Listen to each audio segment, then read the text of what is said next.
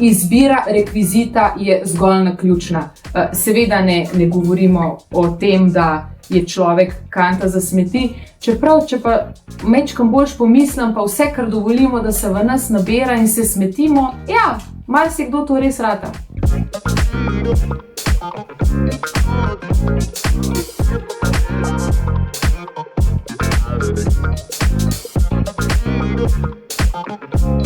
Ne utišajte se in ne utišajte svojih otrok.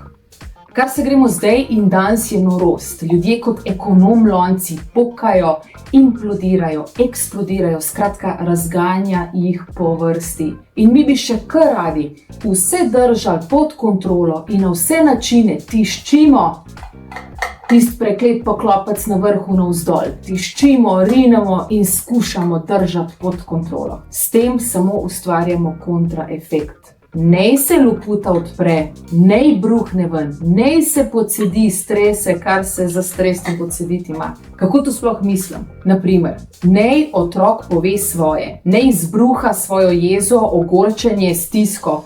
To je namreč tisti način, ki je še sprejemljiv in so grde besede, metanje stvari včasih še najmanj. To je treba dopustiti, ko pride enkrat že tako daleč, da je to potrebno. A pravim, da je to zaželjeno in prav ne.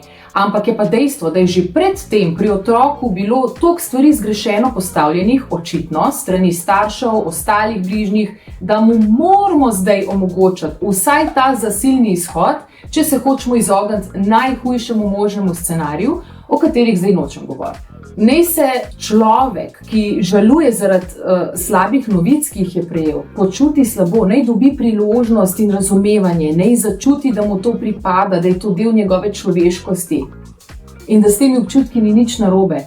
Naj takrat pozabi na vse, kar je bil naučen, naj za Boga enkrat sočno zakovne, zatuli, joka, tudi namlati blazino, če treba, kaj razbije, samo brez da ob tem poškodovano katerokoli drugo živo bitje. Začutiti je treba in pokazati to nemoč, izgubljenost, osamljenost. Naj si strokovnjak prizna, da je včasih težko, ko pri norcih rečemo, in da ima včasih občutek, da sam gradi piramide. Ima občutek, da jo more narediti, pa niti ne ve, kako naj se sploh loti, kje začeti. Naj odprto začuti obup, dvom v vse, dvom tudi vase.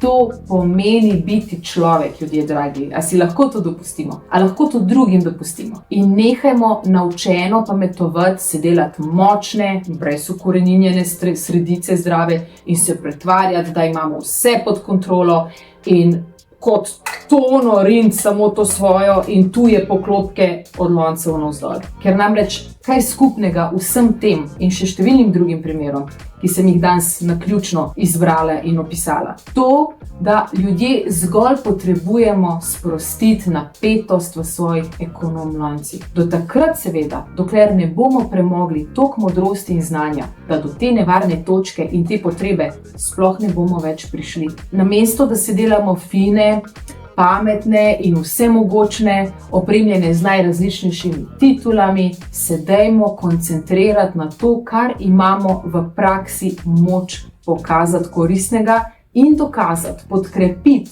to z vidnimi in začutenimi premiki na bolje.